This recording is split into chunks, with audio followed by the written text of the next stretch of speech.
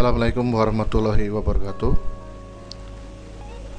Terima kasih pada kesempatan ini saya ingin menyampaikan sebuah teknologi finansial di zaman sekarang yang bisa jadi menjadi solusi alternatif permasalahan finansial Bapak Ibu semua, atau mungkin Bapak Ibu yang saat ini memiliki aset atau harta, bagaimana bisa bertambah lebih cepat dibanding yang biasanya. Namun demikian, sebelum saya menyampaikan lebih lanjut, saya ingin sampaikan kepada Bapak Ibu, yaitu sejarah berdirinya atau lahirnya sebuah mata uang. Diawali dengan cara tukar menukar barang. Jadi pada waktu itu Bapak Ibu, untuk mendapatkan sebuah barang dari orang lain, kita bisa tukar menukar barang.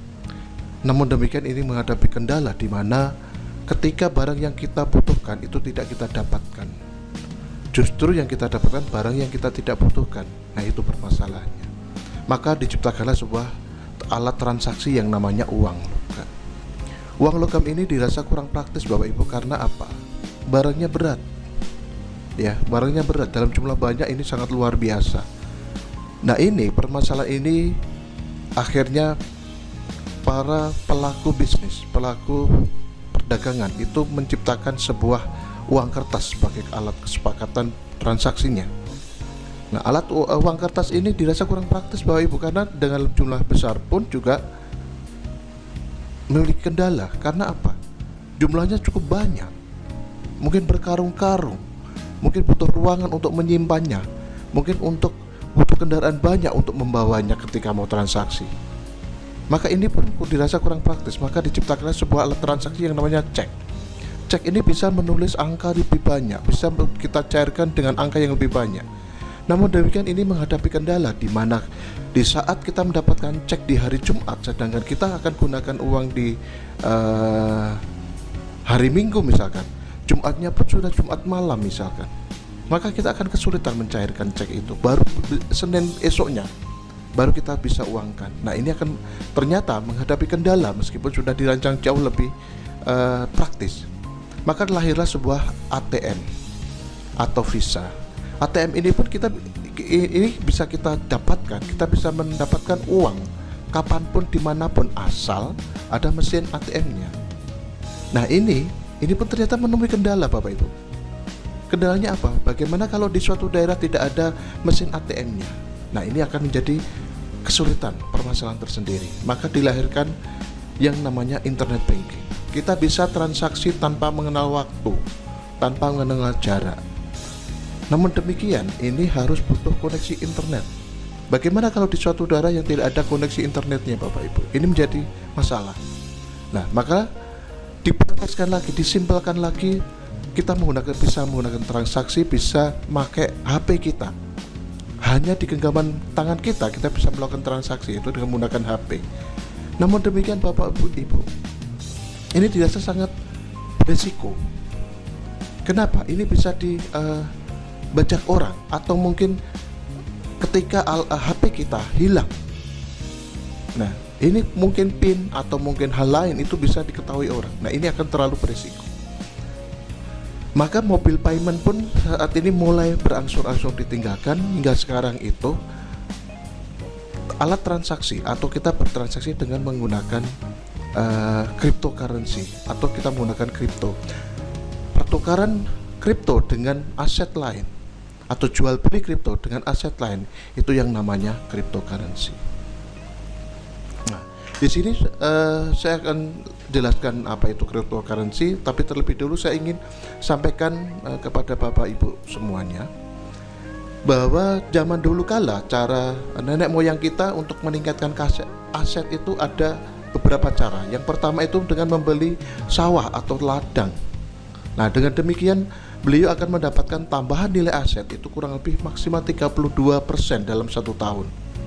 Itu kalau kita nenek kita, orang tua kita memiliki sawah atau ladang.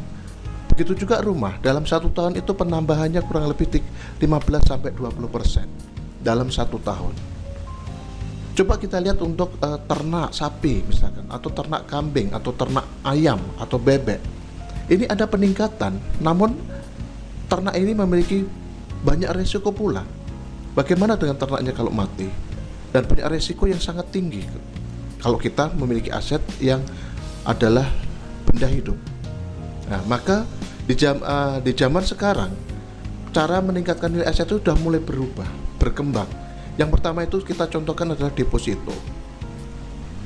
Nilai deposito itu dalam 1 tahun hanya meningkat 4-8%, Bapak Ibu. Ya, hanya 4-8%. Coba kita contohkan emas.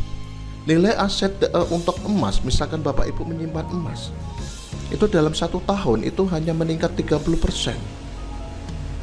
Peningkatannya sangat sedikit bila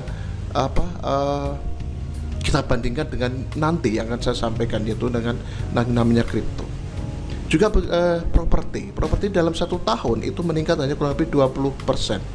Reksadana ini nilai asetnya dalam 1 tahun ini, atau surat berharga dalam 1 tahun itu meningkat kurang lebih 35%. Artinya baik itu deposito, itu emas, itu properti, itu reksadana atau surat berharga, peningkatannya dalam 1 tahun tidak lebih dari 50%, Bapak Ibu. Nah, yang akan saya kenalkan di sini nanti akan memiliki nilai tambah dalam 1 tahun bisa beberapa kali lipat atau ratusan persen. Nah, yang tadi saya sebutkan kripto, di sini pemerintah Republik Indonesia lewat Kemendak, ya, di sini ada surat dari peraturan Permen Republik Indonesia nomor 99 tahun 2018. Di pasal 1 disebutkan bahwa aset kripto atau kripto aset ditetapkan sebagai komoditi yang dapat dijadikan subjek kerja berjangka yang diperdagangkan di bursa berjangka. Artinya apa? Keberadaan kripto ini sudah mulai diakui oleh pemerintah negara kita. Artinya kalau kita memiliki kripto apapun itu aman karena keberadaannya sudah diakui. Begitu juga dalam pernyataannya dalam sebuah sambutan Presiden kita juga menyebutkan di situ kita harus tahu artificial intelligence, mengerti tentang cryptocurrency. Ya, di situ Bapak Jokowi menyebutkan cryptocurrency. Nah, artinya apa? Bapak Presiden kita, negara kita sudah mengakui bahwa di sini ada yang namanya cryptocurrency, seperti yang sudah saya sampaikan di awal tadi, Bapak Ibu. Nah, di sini akan saya sampaikan atau saya informasikan kepada Bapak Ibu salah satu kripto yang ada di dunia ini. Dan sekarang mungkin Bapak Ibu sebagian sudah mendengar yang namanya Bitcoin. Bitcoin ini Bapak Ibu diperkenalkan pada tahun 2009 dengan harga kurang lebih 0,1 US dollar atau setara dengan 1.200 rupiah pada saat itu. Di tahun 2013 harga itu mencapai 1.200 US dollar, peningkatannya ribuan persen di dalam waktu 4 tahun. Nah, atau kalau kita kurskan rupiah pada saat itu 15.800.000 rupiah. Ini peningkatan dalam 4 tahun ini sudah ribuan persen, Bapak Ibu.